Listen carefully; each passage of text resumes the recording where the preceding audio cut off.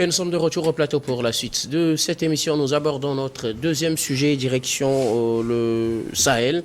Nous restons donc un peu au Niger et au Burkina.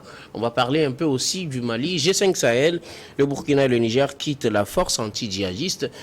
Créée depuis 2014, la force a vu le départ officiel du Mali en 2021, entériné en 2022, plus officiellement. Et ce week-end, le Burkina et le Niger aussi se sont joints au Mali en annonçant leur départ de toutes les instances du G5 Sahel ainsi que de sa force anti-djihadiste ou antiterroriste qui permettait à ces 5 États, je veux parler de la Mauritanie, du Niger, du Tchad, du Mali et du Burkina Faso, 5 États du Sahel, de pouvoir lutter contre le terrorisme.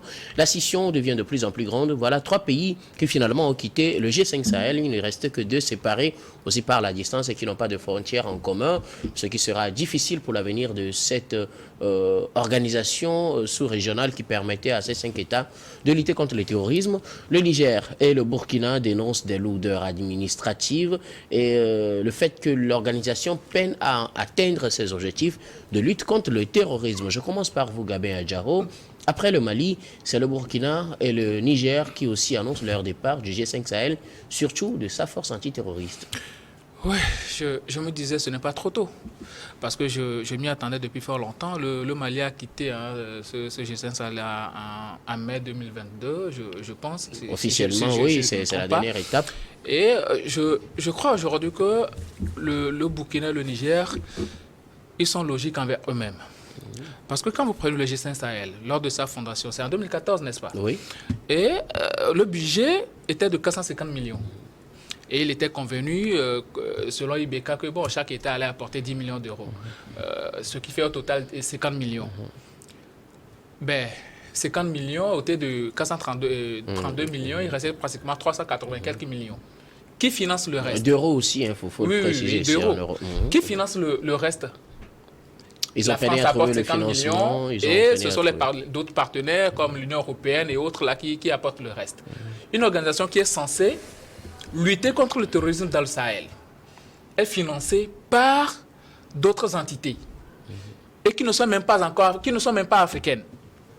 Alors là, ça pose un problème.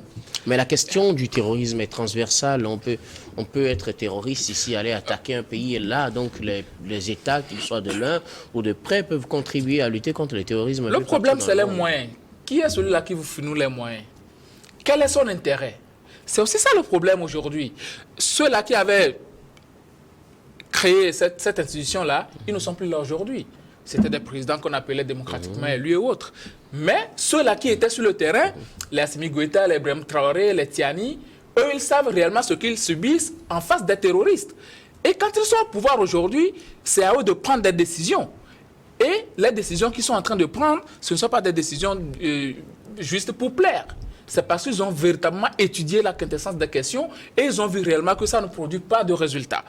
Quand vous prenez, par exemple, la France qui finance le G5 Sahel, cette France-là, cette France luttait contre le terrorisme selon leur entendement au Mali, au Burkina et autres. Quel a été le résultat? Mais depuis leur départ, qu'est-ce qu'on voit aujourd'hui? Kidal a été pris.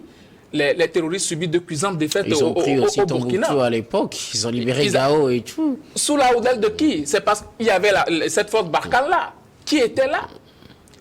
Et cette même France finançait le G5 Sahel qui n'apportait pas de résultats probants. Donc aujourd'hui, quand ces militaires-là sont au pouvoir, ils disent que, en réalité, cette force-là, c'était comme un baratin qu'on a mis sur pied juste pour nous nuire. Aujourd'hui, c'est mieux de couper les ponts et de garder des relations bilatérales avec les pays du G5. Ce n'est pas comme s'ils ont coupé les relations avec le Tchad, la Mauritanie et autres. Non. Ils gardent leurs relations bilatérales avec ces pays. Mais que le G5, ils ne font plus partie du G5 Sahel. C'est la même chose qu'on vit un peu partout quand vous prenez la CEDEAO. Cette CEDEAO-là, elle est financée à 70% par quelle organisation? Et vous verrez à chaque réunion, vous verrez des Européens, des Occidentaux. Ils sont des experts. Voilà. Et nous-mêmes, qui sommes très intelligents en Afrique, ne sommes pas des experts. Ce sont ceux-là qui vont venir nous dire ce qu'il nous faut. Le Conseil de l'Entente. Tous ces pays pratiquement de l'Afrique de l'Ouest font partie du Conseil de l'Entente. Mais ça produit quel résultat? Ça veut dire qu'on a des organisations menu fretin en Afrique. Et il faut bouter hors ce genre de choses. Aujourd'hui, Goïta, Ibrahim Traoré et Tiani, ils pensent beaucoup plus à l'action plutôt qu'à la théorie. Ce qu'on faisait avant, ce ne sont que des théories. Et aujourd'hui, il faut aller à l'action. Et l'action, c'est sorti du G5 Sahel. C'est de sortir de quelque chose qui ne t'apporte rien. Ça te fait dépenser. Tu prends de l'avion, tu vas aux réunions, bien aux conférences et tout. Vous sortez de là, les décisions qui sont prises ne sont pas respectées.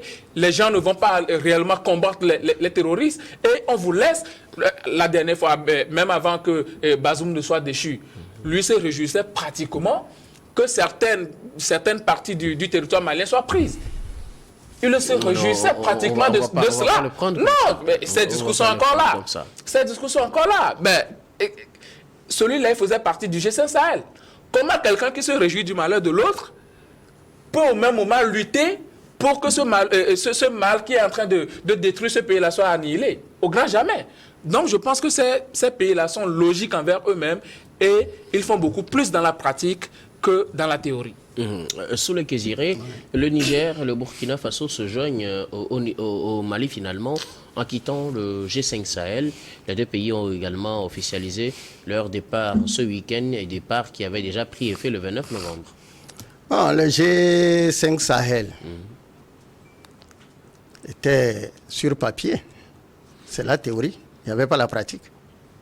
Parce qu'il n'y a pas d'hommes, il n'y a pas de financement. Aujourd'hui, au moment où c'était écrit en 2014, je pense, on ne voyait pas clair, mais on voit clair.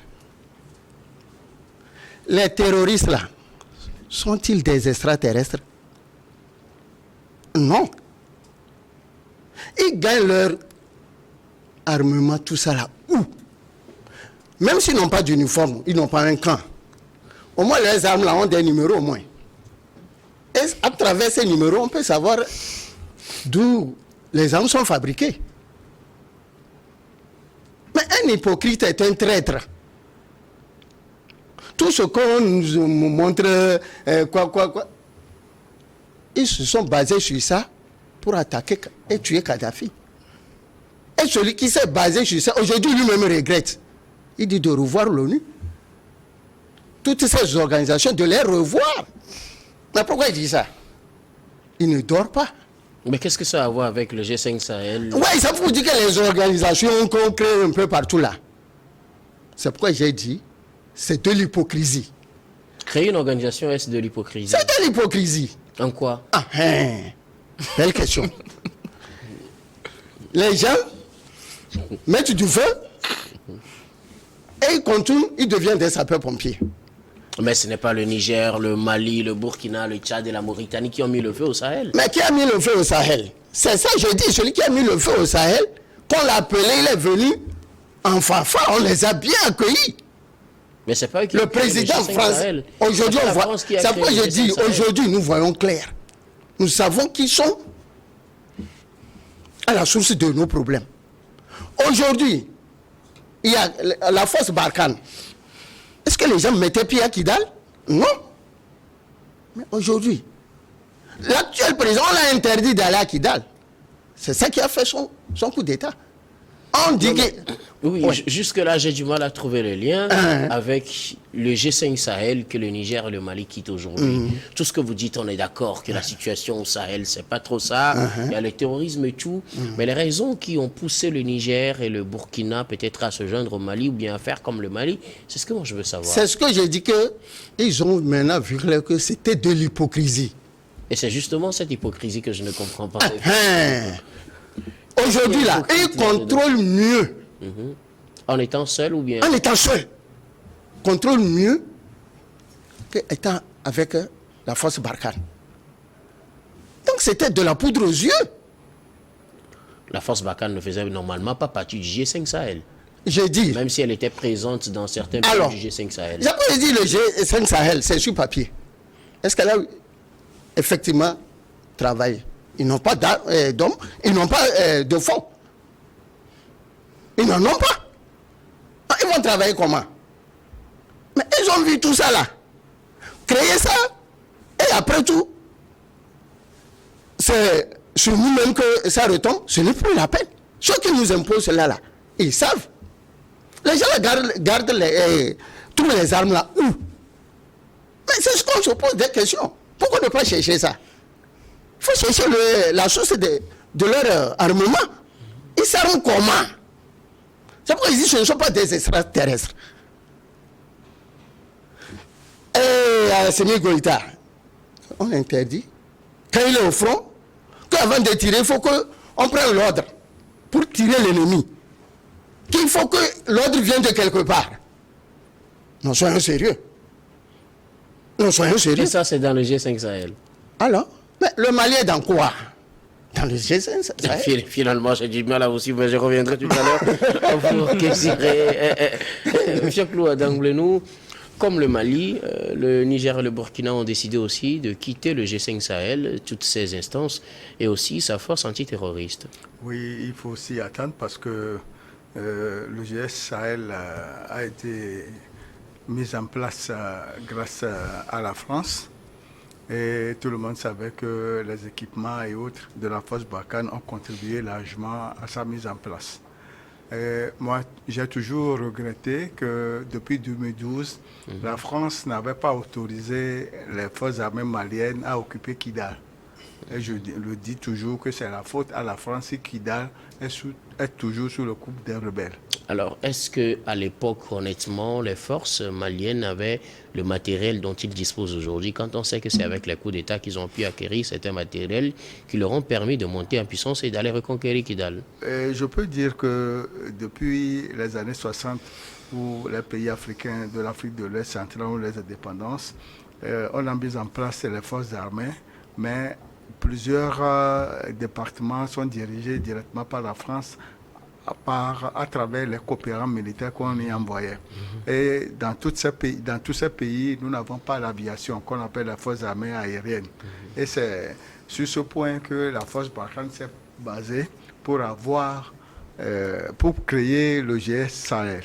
Mais une fois que Kidal et de nombreuses localités dans le Sahel n'ont pas pu être libérées, suite au coup d'État de Goïta, suite au coup d'État d'Ibrahim Traoré, suite au coup d'État du Niger, Goïta était le chef des forces spéciales maliennes.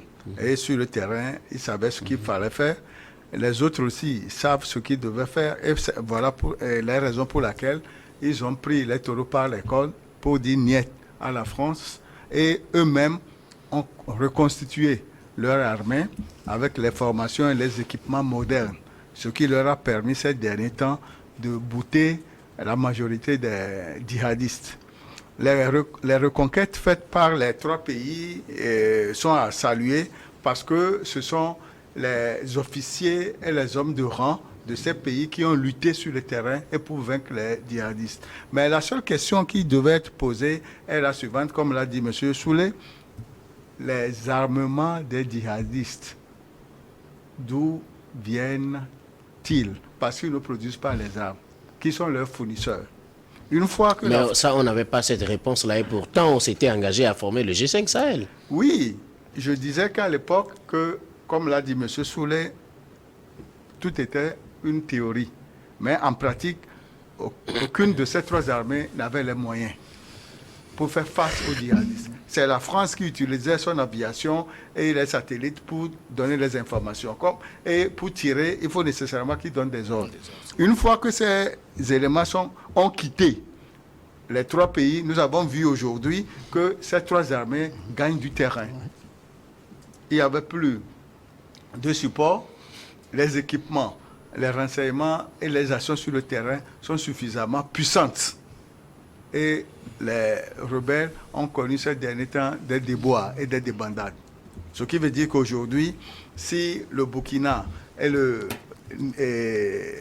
Niger ont signé un communiqué pour dire qu'ils ne font plus partie du G5, c'est à juste titre.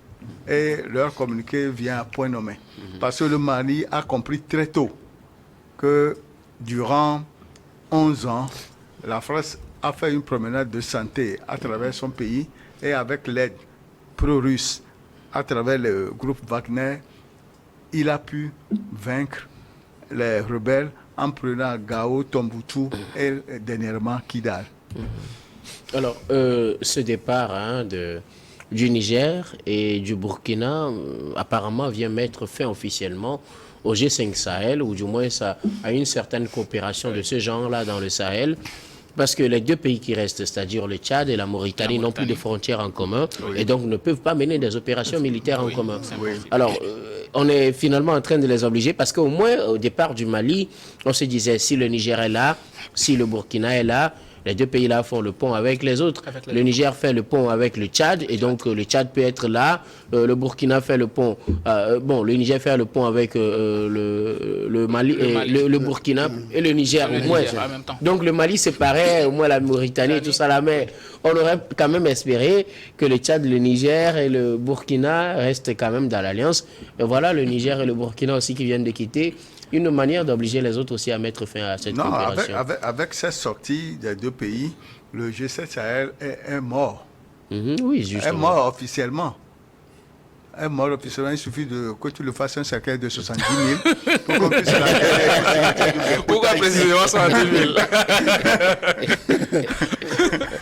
Alors, coopération militaire dans la sous-région, peut-être au même moment qu'on annonce son retrait du G5 Sahel, je parle du Niger et du Mali, les deux pays aussi, avec le Mali, le Niger et le Burkina Faso, les deux pays, avec le Mali, avaient déjà annoncé la création de l'AES.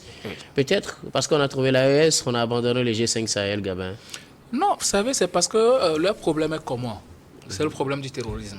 Donc, il faut trouver une solution commune. Moi, je l'ai toujours dit ici que c'est la CEDEAO qui avait failli. Normalement, la CEDEAO devait créer une ceinture pour pouvoir lutter contre le terrorisme, si tant est que les premiers dirigeants de cette CEDEAO-là voulaient réellement aboutir à cette lutte contre le terrorisme qui nous menace tous. Donc, aujourd'hui, ces dirigeants-là, eux, ils ont compris que, bon, leur problème, c'est le terrorisme. Il faut aller en front commun contre ces terroristes-là. Donc, c'est ce qu'ils ont compris. N'oublions pas que le Niger, le Mali et même le Burkina avaient déjà signé un accord d'assistance. Donc, ça veut dire que ce sont des gens qui sont dans une certaine logique d'assurer la totale sécurité de leur pays. Et si tu ne suis pas leur logique, ils ne peuvent pas t'accepter avec toi. Ils ne peuvent pas accepter avec quelqu'un qui est en grâce, en bonne grâce avec l'oppresseur, avec la France, et puis continuer pas à aller avec lui. Parce que si le fils d'Ebi n'était pas tellement en bon terme avec la France, je pense que la situation serait un peu amenuisée. Mais là... J'allais justement poser la question, puisque le Tchad est juste à côté. Est-ce que le Tchad peut adhérer à la nouvelle alliance formée par le Mali, le Burkina, le Niger, l'AES, pour peut-être donner l'espoir d'une nouvelle renaissance du G5 Sahel, peut-être du G4 Sahel? Non, on veut... Aujourd'hui, je pense que le Niger, le Mali et le Burkina veulent constituer un bloc de lutte contre le terrorisme. Un bloc qui pourra avancer ensemble, un bloc non seulement qui va assurer la sécurité, mais aussi qui veut aller loin au niveau économique. Oui, donc aujourd'hui, le Tchad... contre le terrorisme. Vous savez, le problème avec le Tchad est très différent. L'ennemi de mon ami est mon ami, dit-on. Le Tchad aujourd'hui est ami avec la France. Or, ces trois pays-là ne veulent pas sentir la France. Donc, c'est tout à fait normal qu'ils veulent se séparer de ce pays-là. C'est très bien qu'ils les rappellent que, bon, on maintient quand même les relations bilatérales. Là, je pense qu'ils n'ont pas véritablement repoussé le Tchad. Le Tchad, à un certain moment, ils peuvent encore tenir des rapports et autres, mais venir intégrer l'AES, je ne pense pas que le Niger, le Mali et le Burkina vont accepter, puisque le problème est même différent. Le Tchad s'entend très bien avec la France.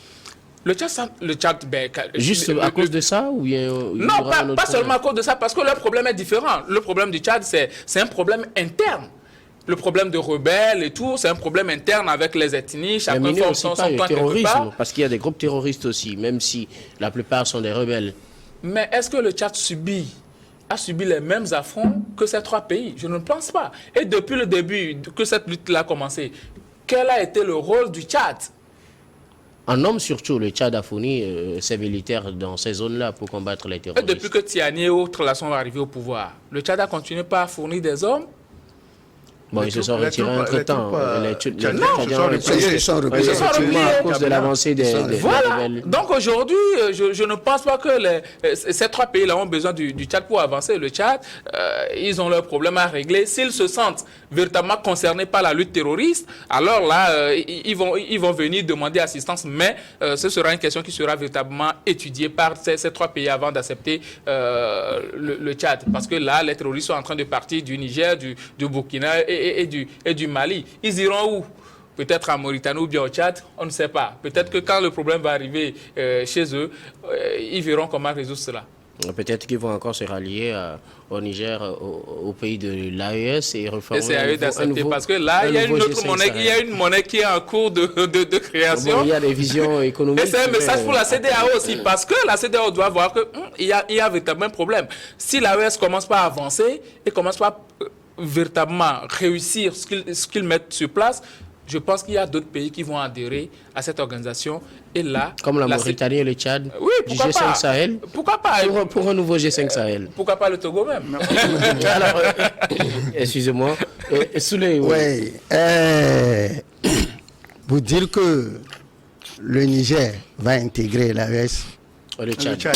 Le Tchad, c'est impossible. Parce que tout ce qui se prépare là-bas est contre la France. Or, c'est la France qui a intronisé Déby Fils. Il a quel kilo? C'est impossible. Même s'il veut, il ne peut pas. Parce que tout ce qui se prépare là-bas, c'est contre la France. Déby Fils avait été investi en 2021, après le décès de son père. Vous le dites effectivement en présence de la France, mais en ce moment, tous ces pays-là continuent toujours pas à travailler dans le G5 Sahel. À l'époque, ça ne les avait pas gênés. Je vous ai dit que maintenant nous voyons clair. Donc c'est maintenant que vous avez... Maintenant on voit clair. Donc, alors, oui. Et le problème du Tchad, quand il a été intronisé, j'ai dit on dit que l'autre l'a fait 2 coups d'État. Goïta. J'ai dit Goïta n'a pas fait 2 coups d'État. Goïta a fait 1 coup d'État. Le deuxième coup d'État, c'est la France qui l'a fait. Parce que ce que vous me refusez, vous acceptez à l'autre. Le même moment. Quand on lui a dit, il s'est replié. Je n'ai pas compris. Ah oui. Quand Goïta a fait son coup d'État à Ibeka, il s'est retiré. Quand on lui a demandé, il s'est retiré. Ouais. Il y a eu les civils qui sont venus. Et quand il y a eu la mort d'Idriss Déby père, qu'est-ce que François a exigé? Le fils, en tenue encore, militaire, général. Que Macron est venu. Alors, donc ce que vous me refusez, vous acceptez à l'autre. Ça, c'est pas 2 poids, 2 mesures, mais 2 poids, plusieurs mesures. Merci. Jean-Claude Abdou, ce que je voudrais dire à ce niveau, c'est que les 3 pays de l'AES ne peuvent jamais accepter que le Tchad adhère à leur alliance. Parce que qui dit Tchad dit France. Tout simplement. Tout simplement. Et pourtant, comme je l'ai dit, il y avait la France au Tchad, ou du moins la France avait soutenu Déby Fils, mais ils avaient tous accepté quand même de rester dans le G5 Sahel, et ce n'est qu'en 2022 que le Mali est parti, et ce n'est que ce week-end-là que le Niger et le Burkina ont annoncé aussi leur départ. J'ai dit tantôt que les 3 pays en question, après analyse, ont vu que leur problème, c'est la France. L'armée que ces 3 pays ont aujourd'hui dispose des équipements dernier cri. Or, il est dit qu'avant d'acheter toute arme, il faut l'avis de la France. Ils achètent les armes chez les Russes, les Chinois, les Turcs, sans autorisation, parce qu'ils veulent prouver leur souveraineté. Et c'est la raison pour laquelle ils sont mieux équipés. Et c'est ce qui les pousse à pouvoir faire front et à combattre les rebelles dans toutes les localités de leur pays. Et ils vont de victoire en victoire. Et c'est ce que nous voulons. Oui, Gavin, quelque chose à ajouter? Oui, accepter le Tchad d'aujourd'hui, je pense que ce serait accepter son ennemi au sein de lui pour pouvoir se faire détruire. Donc, c'est tout à fait normal qu'aujourd'hui, les Nigériens, les Maliens, les Burkinabés se méfient royalement du Tchad. Certes, ils ont décidé de maintenir les relations bilatérales. Peut-être ce sera uniquement que des relations commerciales. Mais je ne pense pas que à un moment donné, à moins que Déby tourne kazakh et puis bon, il se retourne contre la France. Mais ça aussi, c'est peu probable. Donc le Tchad ne pourra pas véritablement intervenir. Et aussi, la CEDEAO aujourd'hui doit se remettre en question avec ces multiples organisations, que ce soit l'UMOA, la CEDEAO. Je pense qu'il faut quand même revoir toutes ces organisations et aller vers une lutte commune.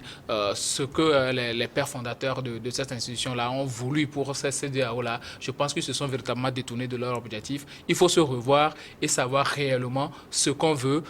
Ou bien, si on ne veut pas le développement de la sous-région, bon, on se reçoit à cette CEDEAO, on casse tout et puis bon, chacun crée une organisation de son côté. Et je pense que ça va beaucoup plus faire gagner d'argent et même en temps et en énergie à beaucoup de personnes. C'est à la CEDEAO de se revoir et que l'AES arrive réellement à poser les bases de cette institution et qu'il soit sérieux dans les étapes qu'ils auront à déterminer. Merci beaucoup à vous. Nous allons marquer une nouvelle pause. Ce sera pour le journal. Puis on reviendra après pour la suite de cette émission.